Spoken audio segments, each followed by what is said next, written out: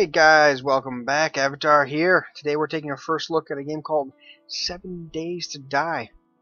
It is in early access currently on Steam. It is on sale right now for 15% off, so it's going to be $29.74 off that original price of $34.99, and that sale does go to January 3rd. It is by The Fun Pimps, and they describe it as follows. 7 Days to Die is an open-world, voxel-based sandbox game that is a unique mashup of first-person shooter, survival horror, tower defense, and role-playing games combining combat, crafting, looting, mining, exploration, and character growth. Alright. As I said earlier, it is very much still in alpha, so that's a lot of stuff to live up there, so we're going to play a few minutes and see if we can see how many of those they actually knock off. Let's take a look at the options real quick. Video. Alright, we got view of distance, field of view, got our 1080 going. Not the best options here, but it's alright. Reflectable water, enabling image effects, high quality light. We'll just keep those like that. Audio, basic audio sliders, nothing too concerned about. Alright, we can create a world, host our own server, we can connect to a server, or we can go ahead and just start, single player. The multiplayer I've played a little bit. It's really the exact same thing as a single player, except there's just multiple ones of you, and you guys can either work together or work against each other. It really doesn't matter. I'm gonna go ahead and just restore defaults, and we're not gonna do that. Let's do a new game. Let's take a look here. It doesn't want me to even go to a new game.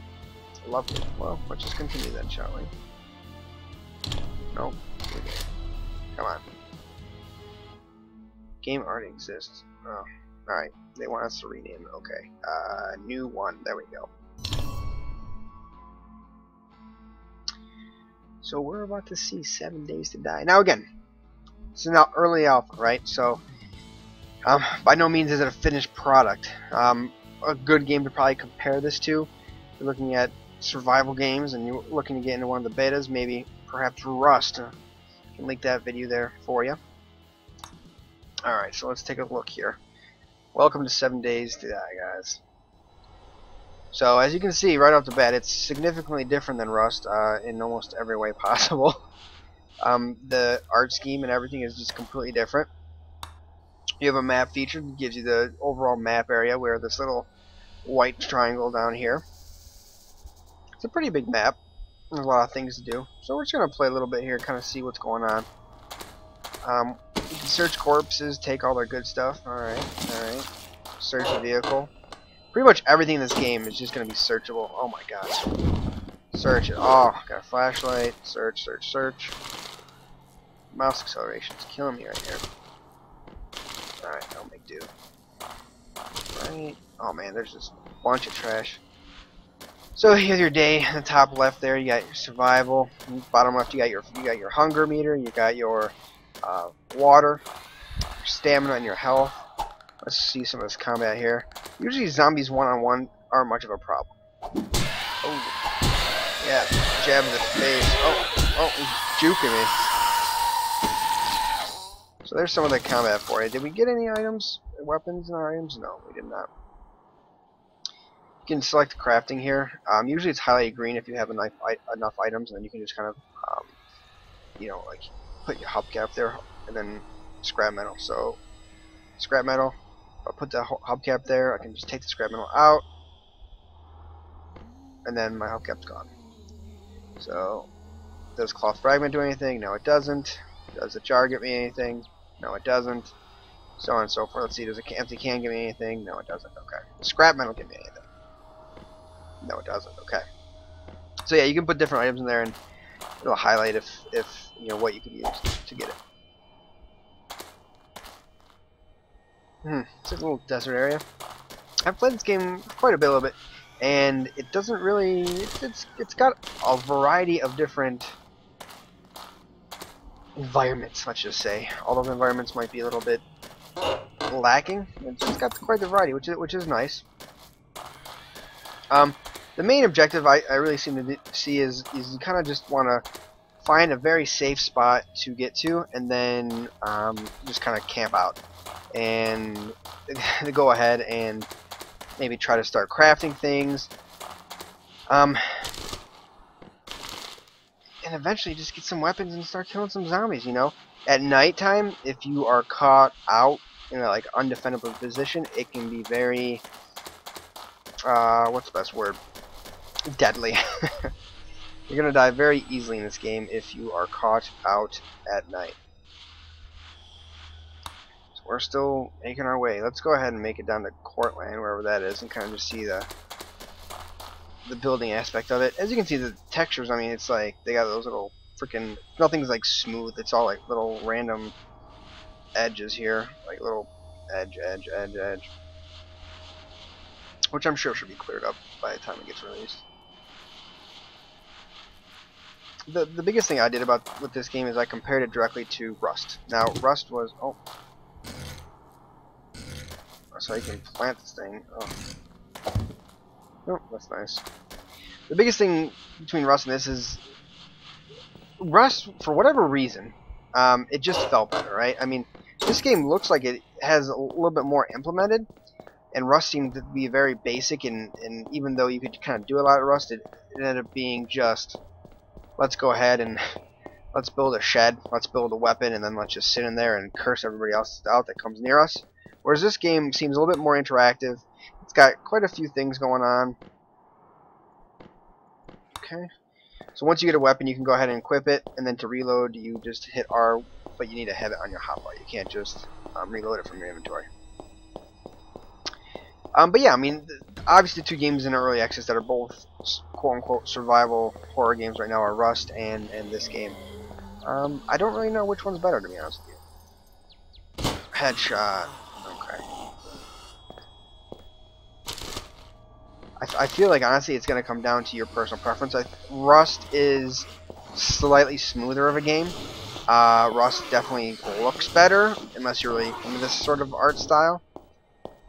But this game, at the moment, it looks like it has a little bit more to it. The map seems to be a little bit bigger, and there's a little bit more combat. There's just a little bit more to it. Although, to be honest, there's really not much to either game right now because they're early access. It's really just all about the thrill of trying to stay alive and everything. As you can see, there's just a crap ton of zombies around these, you know, livable areas. You kind of have to go there, clear them out during the day, and then you want to try to like, what the hell? Bang them down. And then you kind of want to, you know, try to camp out there at night. There's a lot of supplies at these places, though. Because like I said, everything. Oh, jeez. I'm not gonna mess with that. All those places are very highly lootable, and they have a lot of good stuff into it. So you can go ahead and start looting and try to start to implement maybe some crafting and everything. And again, my biggest problem I have with this game is the same problem I have with Rust. It's going to be the fact that you get in there, you play it, you kind of have fun for an hour or two playing the game and experiencing the game, and then you kind of ask yourself, now what?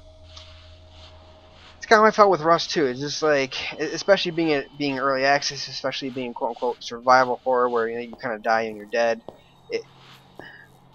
It leaves a little bit to be desired, but you know what? That's just not my cup of tea. It might be yours, so by all means, take that with a grain of salt. If you like these types of games, by all means, check them out. Oh, that's okay. Let's go ahead and see if we can find any good stuff over here. I like games. I like survival games. You know, one game I've talked about before, and I did a review on is Don't Starve. I love Don't Starve. It's such a fun game to play. Just everything about that game is fun, and I would hope that Rust and this game 7 Days to Die will eventually be at that type of level where it's just a really fun game to play. And if you ever do die, once your character ends, you're excited to do it and to start it again.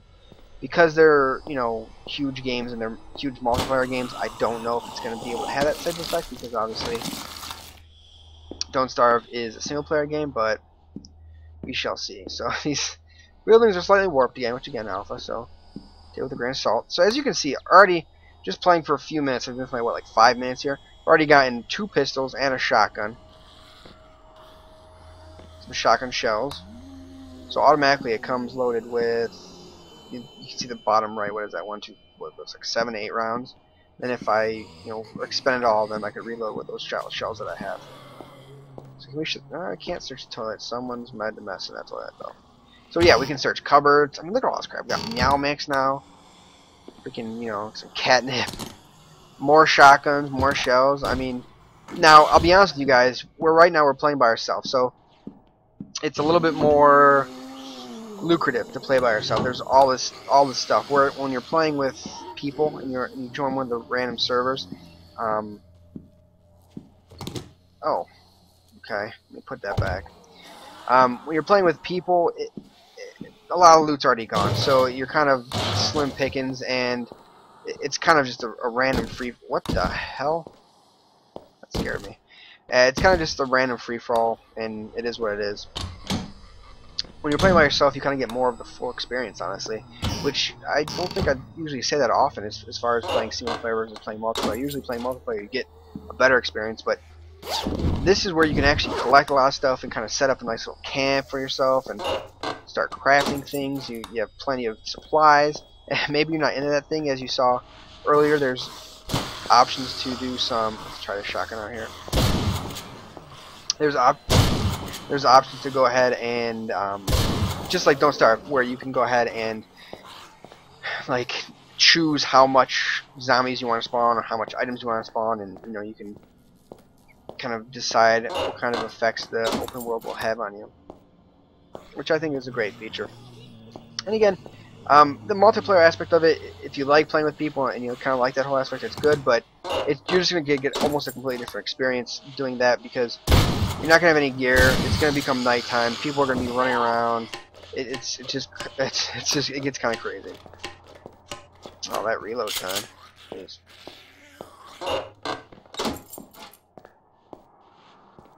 What is this outfit? Like, let's be honest here. What is this outfit? Have you ever guys seen a nurse dressed like that? I mean, maybe if she was going to like a... maybe if this all happened during Halloween and she's going to like a freaking like Halloween party, maybe, but I don't think I've ever been serviced by a nurse like that. Maybe service was the wrong choice of words there. Alright, let's see if there's anything else I can craft here, because I mean we're pretty much at the gist of this game here, so okay, I'll do that. We got a bunch of scrap metal here. Paper, book, get some paper, look at that. Scrap metal wall. No. You kinda have to kinda guess at. Oh, not there yet. If we could probably make even more. Oh, Jesus Christ. Oh, now we have a cheer. Maybe it was Halloween, because now we have like a cheerleader. So, very well possibly could have been Halloween, for all we know. So you can see it's very, very, very loot heavy. You can see your stats there in multiplayer. You can kind of see how many players you killed, zombies killed, the score, everything. So I mean, it's interesting. But again, guys, not my cup of tea. I don't enjoy the art style. I don't enjoy the mechanics of it. And I don't really enjoy the whole...